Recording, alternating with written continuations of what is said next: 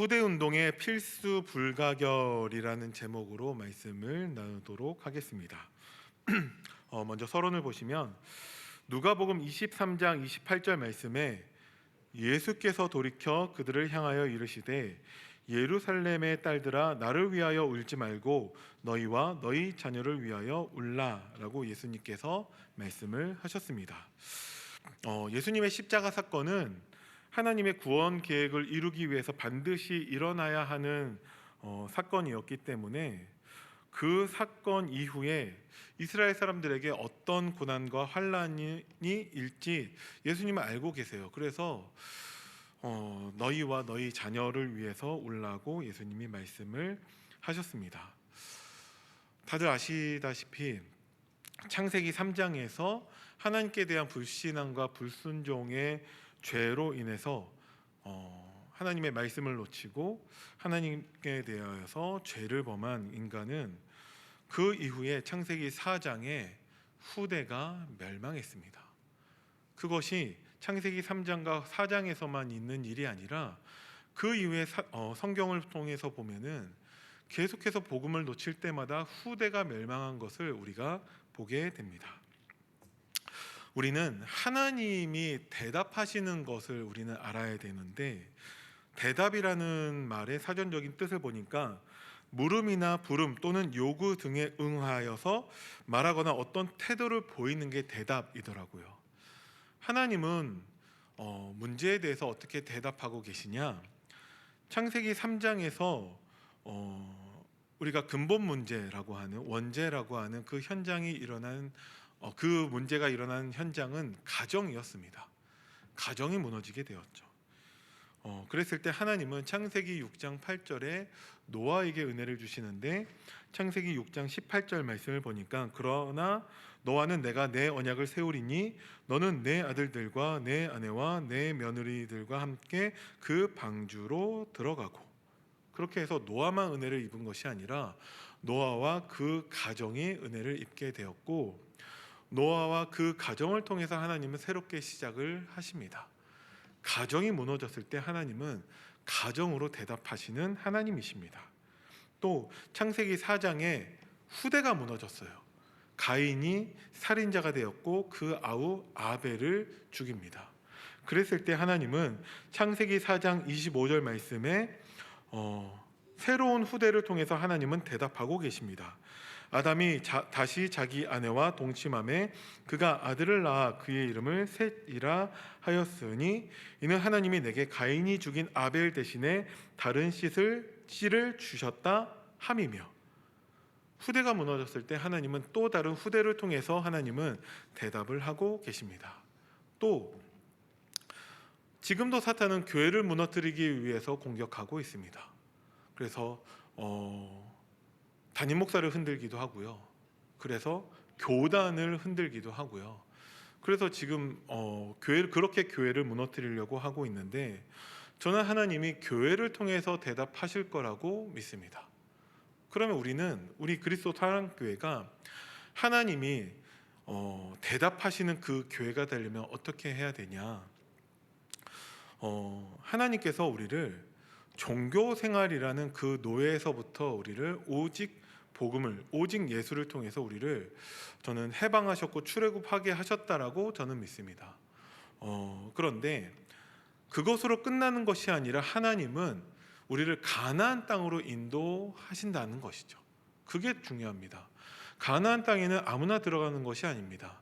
가나안 땅에 들어가기에 합당한 그 준비를 위해서 하나님 주신 것이 율법도 주시고요, 하나님 자녀답게 예배드리기 위해서 각종 제사법도 알려주시고, 그렇게 해서 더 이상 노예되고 더 이상 그러한 수준에 머무는 것이 아니라 하나님 자녀답게 이제는 우리가 성화의 삶을 누리기 위해서 하나님은 성경과 교리와 그것을 통해서 우리가 하나님 자녀다운 삶을 살게 하셨습니다.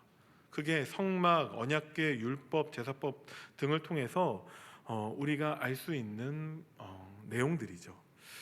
지금 그것이 우리에게서는 성경을 중심으로 해서 강단 말씀을 따라서 예수 그리스도의 복음을 누리라고 하나님이 우리에게 말씀해 주고 계시거든요. 그런데 우리의 오래된 체질이 거기에 익숙하지 않은 거예요. 성경을 읽는데 성경 읽는 것이 불편합니다. 강단 말씀이 우리에게 마음에 부딪혀 오지 않는 그런 고백하시는 성도님들을 간혹 보게 됩니다. 왜 그러냐? 우리가 가나안 땅 들어가기 위해서 하나님이 주신 것들에 대해서 아직 익숙하지 않다라는 거예요.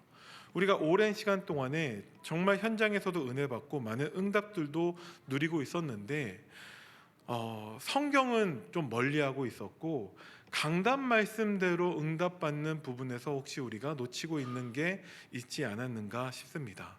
그래서 하나님 우리에게 그것을 회복해 주시고 계시는 거죠.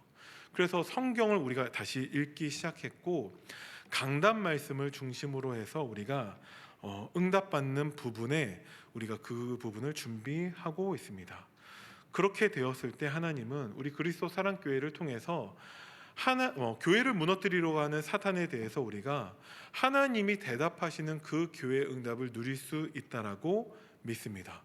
그래서 우리가 지금은 낯설고 불편하고 한다 할지라도 성경 중심으로 강단 말씀을 따라서 우리는 예수 그리스도의 복음을 누리는 교회의 응답을 누리게 되기를 바랍니다. 자, 본론을 보겠습니다. 사무엘은 누가 보더라도 성경에서 가장 위대한 선지자 중에 한 사람이고 가장 위대한 사사였습니다. 사무엘은요, 한나의 기도와 서원을 통해서 태어난 하나님의 사람입니다. 사무엘상 1장 10절에서 11절 말씀을 보니까 한나가 마음이 괴로워서 여호와께 기도하고 통곡하며 서원하여 이르되 만군의 여호와여, 만일 주의 여종의 고통을 돌보시고 나를 기억하사 주의 여종을 잊지 아니하시고 주의 여종에게 아들을 주시면 내가 그의 평생에 그를 여호와께 드리고 삭도를 그의 머리에 대지 아니하겠나이다.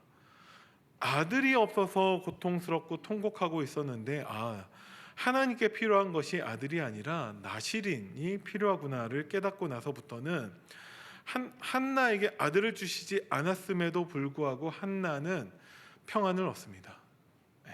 하나님의 계획, 하나님의 뜻을 깨달았기 때문에 그렇죠. 20절 말씀을 보니까 한나가 임신하고 때가 이름에 아들을 낳아 사무엘이라 이름하였으니 이는 내가 여호와께 그를 구하였다 함이더라. 아들을 하나님이 또한 주셨습니다. 한나의 기도와 서원을 통해서 하나님의 뜻과 하나님의 계획을 발견하고 나서 하나님은 사무엘이라는 아들을 주셨습니다. 그 사무엘은 어렸을 때부터 임마누엘 축복 누리는 사람이었다는 거예요. 사무엘상 3장 19절 다 아시겠지만 사무엘이 자라매 여호와께서 그와 함께 계셔서 그의 말이 하나도 땅에 떨어지지 않게 하시니, 어렸을 때부터 성령 충만한 사람이 사무엘이었고 사무엘이 하는 그 말 하나도 하나님은 땅에 떨어지지 않게 하셨습니다. 그리고 사무엘은 사무엘상 7장의 그 내용을 보니까 미스바 운동의 지도자로 쓰임을 받았습니다. 사무엘상 7장 3절 말씀을 보니까 사무엘이 이스라엘 온 족속에게 말하여 이르되 만일 너희가 전심으로 여호와께 돌아오려거든 이방 신들과 아스다롯을 너희 중에서 제거하고 너희 마음을 여호와께로 향하여 그만을 섬기라. 그리하면 너희를 블레셋 사람의 손에서 건져내시리라. 성경을 다 뒤져봐도 사무엘만큼 응답받은 사람을 찾기가 쉽지 않습니다. 이 내용들은 여러분들도 다 이미 알고 계신 내용이라는 것이죠. 그런데 우리가 성경을 읽으면서 여러분들은 어떠셨는지 모르겠는데 저는 조금 이상한 것을 사무엘상 8장에서 찾습니다. 그것이 무엇이냐? 실패한 아버지의 모습을 보게 된다라는 것입니다. 저는 그것을 반면교사라는 내용으로 여러분들과 말씀을 나누고자 합니다. 반면교사라는 뜻은 쉽게 얘기하면 반대의 면을 가르치는 스승이라는 뜻으로 상대방의 잘못이나 나쁜 면을 보고 나는 그러지 않아야 되겠다는 깨달음을 얻었을 때 쓰는 한자 성어가 반면교사입니다. 비슷한 말로는 타산지석을 말할 수 있겠죠. 사무엘상 8장 3절 말씀에서 사무엘의 두 아들의 실패의 모습을 우리는 보게 됩니다. 3절 말씀에 그의 아들들이 자기 아버지의 행위를 따르지 아니하고 이익을 따라 뇌물을 받고 판결을 굽게 하니라 라고 되어져 있습니다. 사무엘의 두 아들이 실패한 제사장이 되어버립니다. 사무엘의 두 아들의 이름을 지금 읽으셔서 아시겠지만 지금까지 저는 사무엘의 두 아들의 이름을 기억하고 있는 사람을 한 사람도 본 적이 없습니다. 장자의 이름은 요엘이고 차자의 이름은 아비야입니다. 아무도 그들의 이름을 기억하지 않아요. 왜 그러냐? 우리가 기억할 필요가 없는 사람들입니다. 실패한 사람들이라는 것이죠. 그러면 그 원인이 무엇이냐라고 했을 때, 만약에 사무엘이 언약 전달에 실패한 것이라면 어떨까요? 그렇다면 그의 아들들을 이스라엘 사사로 삼은 것 자체가 문제입니다. 언약 전달에 실패했다면 그의 아들이라는 이유만으로 그들을 이스라엘의 사사로 삼으면 안 되는 것이죠. 모든 사사는 하나님의 계획과 결정에 따라서 임명되었으나 사무엘은 마치 왕이 자녀에게 그것을 세습하는 것처럼 사사직을 자녀에게, 아들들에게 세습한 것처럼 됩니다. 그죠? 현대 교회에서도 문제가 되고 있는 것 중에 한 가지가 담임 목사를 세습하는 문제가 지금도 문제되고 있습니다. 만약에 사무엘이 언약 전달에는 성공한 것이라면 뭐가 문제가 됩니까? 그 부모와 그 아들이 단절된 것이 문제입니다. 사무엘은 어디에 있었냐? 라마에 있었고요. 두 아들은 어디에서 사사가 되었냐? 부엘세바라는 곳에서 사사가 되었습니다. 성경에서 흔하게 발견되는 사례인데, 부모와 자녀가 단절되어지면은 그 자녀에게서 엉뚱한 모습을 우리는 보게 됩니다. 가장 대표적으로 삼손을 통해서 우리가 그 모습을 보게 됩니다. 사사기 13장에서 삼손의 아버지와 어머니가 나실인 그 언약을 붙잡고서 삼손을 낳았는데, 삼손이 우리가 기억하는 그 모습은 언제부터 나타나냐? 그 부모를 떠나고 나서부터 삼손에게서 그런 실패한 사람의 모습이 나타납니다. 네, 여러분들이 사사기를 읽어보셨으니까 아시겠죠. 현재에도 부모의 영향력이 약해지면 우리 자녀와 후대들에게서 그러한 모습이 나타납니다. 그래서 교회에서 예배 때 모습을 보면 부모님들은 계시는데 그 자녀는 예배 자리에 있지 않는 것들을 우리가 흔하게 보게 됩니다. 네, 안타까운 현실이죠. 그렇다면 사무엘이 언약 전달에는 성공했는데 두 아들에게서 사무엘상 8장 3절의 모습이 나타나는 것을 과연 온전한 언약 전달의 성공이라고 우리가 볼 수 있겠습니까? 두 아들은 분명히 언약 전달에 성공한 모습은 아닙니다. 이것이 실패한 아버지 사무엘이라고 제가 말씀드리는 이유입니다. 분명히 한나도 있었을 것이고, 사무엘은 성경을 뒤져봐도 그만큼 하나님께 쓰임받은 사람이 없는데 사무엘에게서 그 두 아들에게 언약 전달에 실패한 모습을 우리는 보게 됩니다. 생각보다 이런 모습들이 흔하게 나타난다라는 거예요. 그런데 사무엘 하면 아까 말씀드렸던 한나의 그 나실인 언약, 그리고 사무엘상 3장 19절에 말 하나도 땅에 떨어지지 않는 것, 그 사무엘을 통해서 미스바 운동의 그 모습만 주로 우리가 강단에서 들을 뿐이지, 사무엘의 두 아들의 경우에 대해서는 잘 우리가 말씀을 통해서도 듣지 못할 때가 많이 있습니다. 가끔 제가 강단에 섰을 때 그 모습을 고발하고 있죠. 어떤 모습입니까? 렘넌트의 가정과 렘넌트의 후대가 무너진 모습을 제가 말씀드릴 때가 있습니다. 창세기 41장 45절 말씀에 요셉은 불신 결혼을 했고요. 사사기 18장 30절 우리가 성경을 읽어봤지만 모세의 손자부터 우상 숭배하는 제사장이 되어서 사로잡히는 날까지 그것이 지속되었다라고 성경은 말씀하고 계십니다. 오늘 사무엘의 모습에서 이 모습을 보고 다윗의 모습에서 우리는 다윗이 가지고 있는 영적 문제 음란, 그의 아들 솔로몬이 가지고 있는 영적 문제도 음란, 1000명의 여자가 다 우상 숭배를 하게 되었죠. 그리고 그의 아들 르호보암도 100명 안 되는 아내를 두고 그 음란의 모습이 나오면서 나라가 쪼개집니다.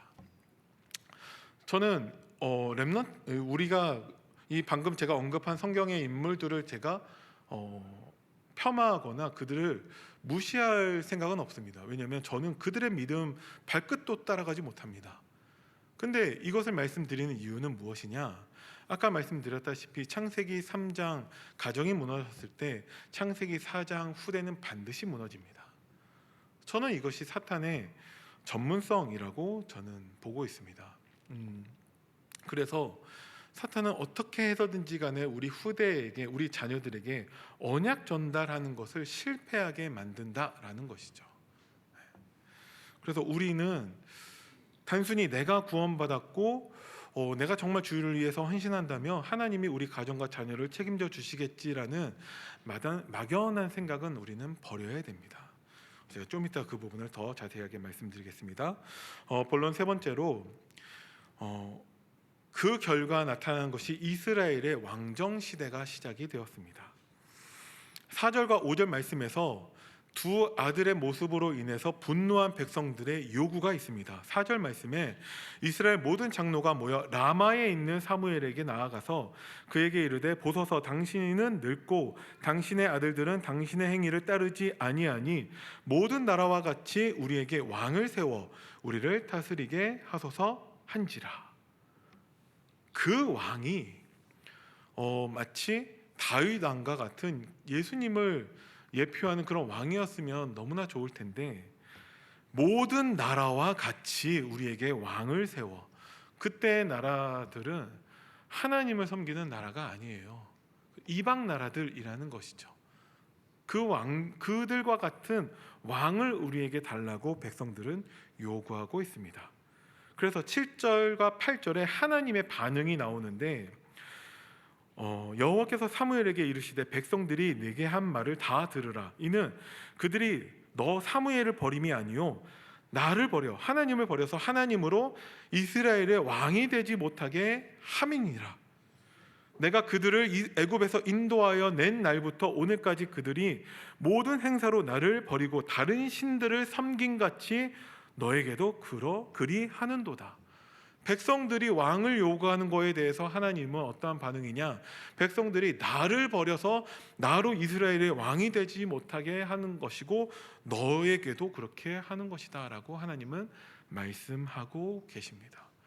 사무엘의 문제가 아니에요. 지금도 사무엘은 하나님과 이렇게 대화하고 있습니다. 그죠? 그런데 뭐가 문제이죠? 백성들이 왕을 요구한 문제는 다른 거에서 원인을 찾을 수가 없습니다. 이전에 사무엘상 8장을 두고서 여러분들께 말씀드리고 있는데 사무엘상 7장에서는 미스바 운동이 있다니까요. 그런데 사탄은 어떻게 하고 있느냐? 그 언약이 자녀들에게 전달되는 것을 방해하고 있습니다. 그 문제 한 가지가 있는데 백성들이 하나님께 범죄하고 있는 모습이 사무엘상 8장에 나옵니다. 하나님이 그 왕으로 인하여서 어떤 문제가 있을 것인지 또 경고도 하고 있어요. 사무엘상 8장 18절 말씀에 그날에 너희는 너희가 택한 왕으로 말미암아 부르짖되 그 날에 여호와께서 너희에게 응답하지 아니하시리라 하니, 반드시 그 왕으로 인하여서 이스라엘 백성들은 고통하고 여호와께 그로 인하여서 부르짖을 날이 있을 것인데 이것을 경고하고 계시는데 19절 말씀에 백성이 사무엘 말 듣기를 거절하여 이르되 아니로소이다 우리도 우리 왕이 있어야 하리니. 사무엘상 3장 19절에서는 사무엘이 말 한마디도 땅에 떨어지지 않았는데 고작 8장 19절 가니까 백성들이 사무엘 말 듣기를 거절하고 있습니다. 완전히 돌아섰죠. 그렇게 하나님 앞에 또 이스라엘 백성들이 범죄하고 있습니다. 원인은 무엇입니까? 사무엘이 두 아들에게 언약 전달하는 것에 실패한 것입니다. 결론입니다. 하나님이 일하시는 방법을 지금 강단을 통해서도 우리에게 말씀해 주고 계십니다. 하나님이 일하시는 방법이 무엇입니까? 하나님은 먼저 우리에게 말씀을 주십니다. 이번 주에도 그렇게 말씀을 하셨어요. 하나님은 말씀으로 인도하시고 하나님의 말씀이 이루어지도록 역사하신다라고 말씀을 하셨어요. 서론 부분에 그렇게 되어 있습니다. 2주 전에도요, 하나님이 강단을 통해서 하나님은 언약의 하나님이시기 때문에 먼저 말씀을 주시고 말씀으로 인도하시고 말씀을 성취하신다고 말씀해 주셨습니다. 그래서 우리는 말씀을 붙잡아야 되죠. 이번 주 강단 말씀 본론 1대지에서도 우리가 어떻게 그리스도를 본받아야 되냐, 말씀을 통해서 그리스도를 본받으라고 말씀하셨습니다. 그만큼 우리에게 말씀은 너무나 중요합니다. 그런데 하나님이 일하시는 방법 두 번째로 무엇이냐, 하나님은 하나님이 택하시는 자에게 그 말씀을 주셔서 그 사람을 통해서 하나님은 역사하십니다. 그래서 본론의 1대지 2번의 내용이 사역자를 통해서, 사역자를 본받는 것을 통해서 그리스도를 본받는 자가 되라고 말씀을 하셨습니다. 하나님이 이 말씀을 바울에게 주셨습니다. 그럼 바울은 어떤 사람이죠? 그 서론 말씀에서 바울은 이렇게 말씀하고 계십니다. 하나님을 의지하고 하나님을 주인으로 인정했던 바울은, 이렇게 되어져 있습니다. 그래서 바울은 나를 본받으라고 그 제자들에게, 교회에게 말씀하고 있는 것입니다. 왜 우리가 그리스도를 본받아야 됩니까? 그리스도께서 하나님을 의지하고 하나님을 주인으로 인정한 분이기 때문에. 왜 사도 바울이 나를 본받으라고 하고 있습니까? 사도 바울은 하나님을 의지하고 하나님을 주인으로 인정했기 때문에 나를 본받으라고 하고 있거든요. 하나님이 일하시는 방법이 말씀을 통해서 일하시는데 그 말씀에 충성할 일꾼에게, 하나님 제자에게, 사역자에게 그 말씀을 주신다라는 것입니다. 그래서 여러분들이 하나님의 말씀을 붙잡으셔야 돼요. 어떤 말씀을 붙잡아야 됩니까? 하나님이 일하시는 방법 세 번째가 무엇이냐? 하나님은 교회를 통해서 일하십니다. 하나님이 말씀을 주시는데 그 말씀을 사도 바울에게 주셨고, 사도 바울은 곳곳에 교회를 세워서 그 교회를 통해서 하나님이 역사하시는 것을 봤다라는 것이죠. 그렇게 곳곳에서 교회가 세워지고 교회를 통해서 역사하셨을 때 하나님은 로마 복음화의 응답을 주십니다. 그래서 우리는 어떤 말씀을 붙잡아야 되냐? 교회를 통해서 주시는 강단 말씀을 붙잡아야 한다라는 것이죠. 하나님의 말씀을 사역자에게 주시는데 그 사역자를 통해서 선포되는 강단의 말씀을 우리는 붙잡아야 됩니다. 그렇죠? 그리고 후대 운동의 중요성에 대해서 여러분들께 다시 한번 말씀을 드리는데, 사탄의 전문성은 창세기 3장의 가정을 무너뜨리고 창세기 4장의 후대를 무너뜨리고 있습니다. 이 현장이 왜 전문성이라고 말씀을 드리냐면, 이 현장이 사각지대라는 거예요. 사각지대라는 것을 쉽게 말씀을 드리면요, 모든 사람들이 다 그 길을 걸어가고 있는데, 그 길을 걸어가다가 한 군데 어떤 곳은 너무 어두워요. 칠흑같이 어두워서 그 지나가는 그 사람들이 문제를 당하는데, 그 어두운 그곳에 구덩이가 있다라는 거예요. 근데 칠흑같이 어둡기 때문에 그 길을 가는 모든 사람들이 그 구덩이에 빠지는 것입니다. 그게 사각지대라는 것이죠. 사탄은 지금도 가정과 후대의 이 현장을 우리에게 사각지대로 만들고 있다라는 거예요. 그러면 그 현장은 재앙지대가 될 수밖에 없습니다. 이렇게 말씀드리는 이유가 뭐냐면, 제가 결혼이 늦었다라고 몇 번 말씀을 드렸죠. 제가 40살에 결혼을 했습니다. 근데 제가 결혼을 하는 데 있어서 가정에서든 학교에서든 교회에서든 그 누구에게도 어떻게 결혼을 해야 되는지에 대해서 전 배워본 적이 없어요. 그 누구도 저한테 그 부분을 가르쳐 주지 않더라고요. 물론 저는 말씀을 통해서 예배 가운데 하나님 저에게 주신 언약과 그 그림이 있었습니다. 그런데 제가 결혼할 때 많은 사람들을 만나봤는데 그 누구도 저에게 자기처럼 하라고 저한테 말씀하신 분이 아무도 안 계셨어요. 지금도 저는 마찬가지라고 생각을 합니다. 후대는요, 반드시 청년들의 만남과 결혼과 임신과 출산과 육아라는 과정을 통해서 후대를 하나님이 주십니다. 그죠? 이거 부정하실 분은 아무도 없겠죠? 그런데 그 복음 일꾼, 아무리 사명자, 아무리 제자라 하더라도 그 과정 속에서 어떠한 복음적인 기준이나 그림을 그리지 못하고 있다라는 거예요. 그러니까 어떻게 만남을 가져야 될지, 어떻게 결혼을 해야 될지, 그리고 난 다음에 임신과 출산과 육아라는 부분에서 우리가 어떻게 해야 되는지 복음적인지 우리가 모르고 있다라는 거예요. 결혼식만 놓고 말씀을 드리자면, 지금 세상 사람들이 하는 그대로 우리도 결혼식을 하고 있습니다. 그 결혼식의 주례를 목사님이 하시고 그 축가를 찬송가로 한다고 해서 그 결혼식이 복음적인 결혼식이라고 할 수 있습니까? 아니잖아요. 그런데 우리는 그렇게 할 수밖에 없어요. 왜? 다른 대안이 없어서. 복음 결혼 문화라는 것이 존재하지 않습니다. 그 부분 놓고서 고민하는 사람도 없어요. 그냥 예배 형식으로 들이대 주례를 보시는 목사님께 구원의 길, 이제 복음을 전해 달라고 이제 요청하는 신혼 부부들이 있을 뿐이죠. 교회는 아무런 준비를 하지 못하고 있습니다.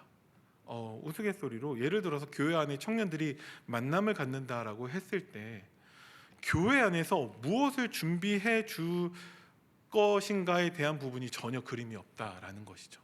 예를 들어서 불신자를 만났다라고 한다면 어떤 반응이 있죠? 헤어져라! 아니면 그냥 무관심 할 뿐이에요. 왜? 할 말이 없기 때문에. 그 불신자를 교회로 데리고 와서 교회에서 훈련시키고 준비시키는 부분에서 우리는 사각지대가 아닌지 스스로를 우리는 돌아보고 점검해 봐야 된다라고 생각을 합니다. 그 불신자가 라합과 같은 제자라면은 우리가 분명히 교회에서 준비시켜 줄 수 있어야 하는데 그 부분에 우리가 놓치고 있는 부분이 있을 수 있다라는 것이죠. 자, 하나님은 후대를 가정이 아닌 교회를 통해서 하나님은 준비하기를 원하고 계십니다. 왜 그러냐? 창세기 3장에서 그 가정 현장이 무너져 있기 때문에, 물론 하나님은 새로운 가정을 통해서 대답을 하시지만 하나님은 교회를 통해서 우리 후대를 준비하기를 원하고 계십니다. 가정으로서 가능하다면 저는 이런 부분들에 대해서 한마디도 하지 않고 그냥 열심히 제 딸에게 복음 전하고 하면 될 거예요. 왜? 많은 가정에서 그 부분을 준비하지 못하고 있는데 저는 언약 붙잡고 제 딸에게만 한다면 제 딸이 더 드러나겠죠. 복음 가진 후대로. 그런데 그렇지 않다라는 거예요. 사무엘의 모습에서도 우리는 그것을 발견할 수 있습니다. 사무엘과 같은 그런 하나님의 사람조차도 두 아들에게 언약 전달하는 것을 실패했다라는 것은 사무엘이 문제가 아니라 이것을 통해서 하나님 우리에게 주시는 메시지가 있다라는 것이죠. 우리가 그 부분을 사각지대, 재앙지대로 남겨두면 안 된다라는 거예요. 어떤 전도사님이 자기가 이제 심부름하고 있는 그 아이들을 대상으로 설문조사를 해봤다고 합니다. 가정에서 부모님과 함께 일어나라, 학교 가야지, 밥 먹어라 하는 이 모든 것을 포함해서 하루에 부모님과 얼마나 대화를 하는가를 설문조사해 보니까 50몇 초 나오더래요. 모든 아이들의 다 통계를 내보니까 하루에 채 1분도 대화하지 않는다라고 합니다. 1분도 대화하지 않는데 무슨 포럼을 하겠냐라는 것이죠. 가정에서 예배드리는 가정이 얼마나 되겠습니까? 가정에서 함께 기도하는 가정이 얼마나 되겠습니까? 사무엘이 함께 있는 동안에 그렇게 누렸을지는 모르겠는데 사무엘은 라마에 있고 두 아들이 브엘세바에 있을 때 두 아들에게서 예배와 기도와 포럼의 그 모습을 찾기는 쉽지 않을 것 같습니다. 그래서 우리는 자녀들에게 모델이 되어야 합니다. 저는 그렇게 믿습니다. 우리 후대가 복음이 없어서 복음을 누리지 못하는 게 아니에요. 우리 후대가 모델이 없어서 복음을 누리지 못하고 있는 거라면 우리는 새로운 시작을 해야 됩니다. 그래서 내게 있는 것으로 내게 주노니, 이것을 할 수 있어야 한다라는 것이죠. 유대인들이 가장 중요하게 붙잡고 있는 성경 구절 가운데 신명기 6장 4절에서 9절이 있습니다. 그것을 보시면요, 4절에 이스라엘아 들으라, 우리 하나님 여호와는 오직 유일한 여호와이시니. 그래서 뭐 어떻게 하라는 걸까요? 5절 말씀에 너는 마음을 다하고 뜻을 다하고 힘을 다하여 내 하나님 여호와를 사랑하라. 뭐가 하나님을 사랑하는 걸까요? 6절 말씀에 오늘 내가 내게 명하는 이 말씀을 너는 마음에 새기고, 이게 하나님을 사랑하는 거라고 생각을 합니다. 그죠? 말씀을 통해서 우리는 하나님이 역사하시는 것을 봐야 됩니다. 마음에 새겨서 뭐 어떻게 하라는 것입니까? 7절 말씀에 내 자녀에게 부지런히 가르치며. 근데 그냥 지식 전달하는 게 아니에요. 집에 앉았을 때든지 길을 갈 때든지 누워 있을 때든지 일어날 때든지 이 말씀을 강론하라고 말씀하고 계십니다. 이것은 삶이라는 것이죠. 8절에 너는 또 그것을 내 손목에 매어 기호를 삼으며 내 미간에 붙여 표로 삼고 또 내 집 문설주와 바깥문에 기록할지니라. 강단 메시지 페이퍼 갖다가 가지고 와서 우리 손목에 매고 미간에 붙이고 집에 막 갖다 붙이고 하면 어떻게 될까요? 왜? 어디서든지 간에 하나님 말씀을 보게끔 하도록. 그런데 그렇게 붙이라는 게 아니잖아요. 우리의 삶을 통해서 정말 하나님 말씀을 붙잡고 복음을 누리는 것을 우리 자녀들에게 보여주고 우리 자녀들과 소통하라는 것입니다. 그래서 우리 자녀가 정말 세상에 나아가기 전에는 이 가정 안에서는 세상이 감당하지 못하는 그 하나님의 일꾼으로, 제자로 준비될 수 있도록 하는 것이 우리 부모들의 역할이지 않을까. 우리 교회에서는 교사들이 그 역할을 해야 된다라고 저는 생각을 합니다. 저희 딸도 아직 나이가 어려서 그렇지 조금만 더 나이를 먹으면 이제 선교원에 보내겠죠. 저희 집의 1층 현관에서 나가면 바로 어린이집이 보입니다. 어린이집에 가면은 여러 가지 혜택이 있죠. 바로 앞에 있으니까 뭐 이제 데려다 주는 것도 쉽고 여러 가지 이로운 점이 많죠. 근데 저는 어린이집에 보낼 생각은 없고 나이가 되면 우리 교회 선교원에 보낼 생각입니다. 제가 목사이기 때문에 그래서가 아니라 어린이집에는 없는 선교원에 있는 한 가지 때문에 그렇습니다. 그게 뭐냐? 우리 딸한테 저 대신 영적 부모의 역할을 해줄 수 있는 교사가 우리 선교원에는 있고 그 어린이집에는 없습니다. 그거 하나 때문에 저는 제 딸이 나이를 먹으면 선교원에 보낼 거거든요. 네, 그거 한 가지 말고는 저는 이유를 아직 찾지 못했습니다. 그거 한 가지면 충분하고 그것을 감당할 그 많은 것들은 하나님이 저에게 허락하실 거라고 믿습니다. 자, 아까 말씀드렸던 우리가 하나님을 위해서 헌신하고 현장에서 복음 전하고 막 전도도 많이 하고 한다면 하나님이 우리 가정과 우리 자녀를 지켜주시겠지라고 막연하게 생각할 수 있는데 하나님 절대 그렇게 하시지 않습니다. 하나님 입장에서는 우리 가정과 그 자녀를 책임지라고 우리를 하나님 대리자로 우리 가정의 부모로 세우셨는데, 근데 우리가 그 역할을 하지 않고 우리의 직무유기한다면 하나님 입장에서도 답이 없는 거죠. 우리가 그 역할을 해야 됩니다. 모델로서. 분명히 영적인 그런 신앙의 리더십과 가정의 리더십은 저는 따로 있다라고 생각을 합니다. 이것이 복음과 따로 있다는 얘기는 아니에요.